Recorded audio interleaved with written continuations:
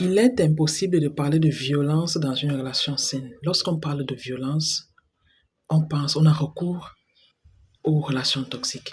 La violence, quelle que soit sa nature, elle peut être psychologique ou physique, elle se vit uniquement dans les relations toxiques. Et lorsqu'on sort d'une relation toxique, il est impossible de sortir de là sans séquelles.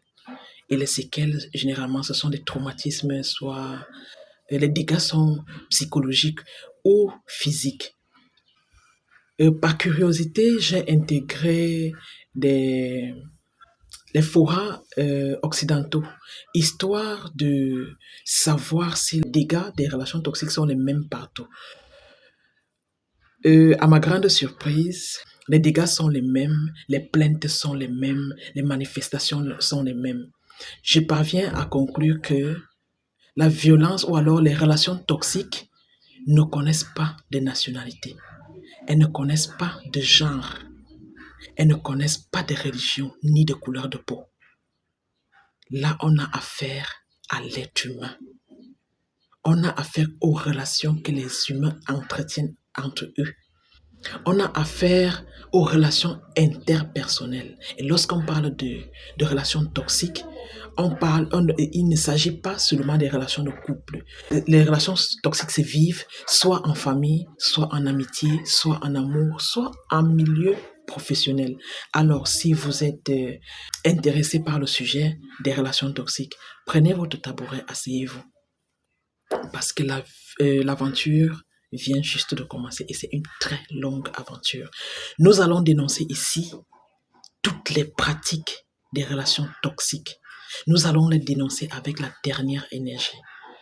Généralement, les gens, au sortir de ces relations, ont peur d'être jugés, ont peur d'être pointés du doigt et ils préfèrent souffrir et s'auto-détruire par peur des représailles, par peur des jugements de la société, par peur de se faire pointer du doigt. Non, ici, nous allons dénoncer avec la dernière énergie toutes les pratiques des relations toxiques. Mais avant, je vais me présenter.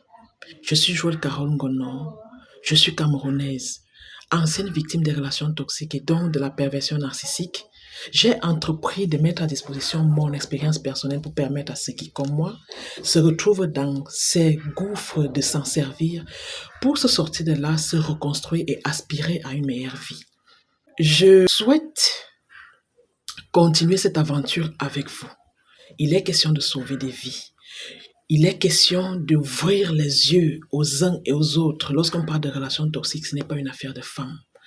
Je vous ai dit tout à l'heure que les relations toxiques ne connaissent pas de genre, ne connaissent pas de religion, ne connaissent pas de race ni de localisation. Donc, sur toute l'étendue de la Terre, les gens vivent des relations, les gens vivent des atrocités qu'ils n'arrivent pas à exprimer.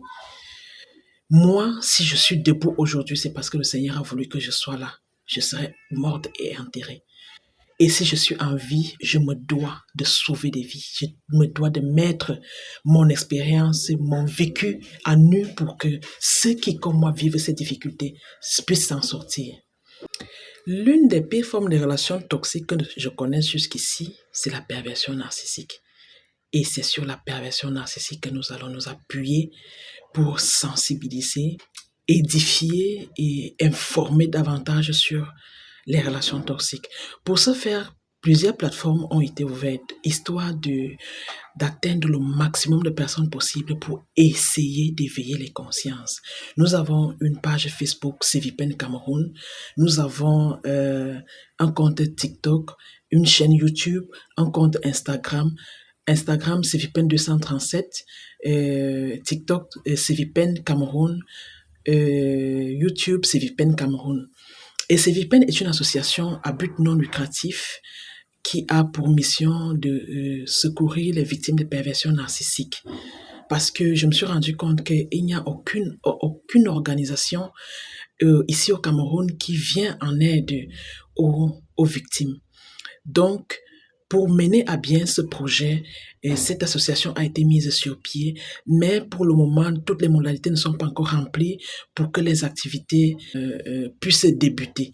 Donc, en attendant, Civipen Cameroun met à votre disposition un programme d'éveil de conscience pour une autonomie spirituelle, vous donnant les mobiles sur lesquels vous allez vous appuyer pour comprendre ce phénomène de relations toxiques afin de l'identifier et savoir quoi faire quand on se retrouve en face d'une personne toxique ou alors dans une relation toxique. Dans ce programme d'éveil de conscience, nous allons aborder tous les sujets ayant un rapport étroit avec les relations toxiques. Nous allons aborder les sujets qui jusqu'ici semblent tabous mais qui déciment, qui détruisent la race humaine, quelle que soit la localisation sur le globe terrestre. Alors, n'hésitez pas à vous abonner sur les différentes plateformes histoire de ne rien rater et partager au maximum pour que ensemble nous puissions sauver des vies. Prenez soin de vous. À très bientôt pour la suite.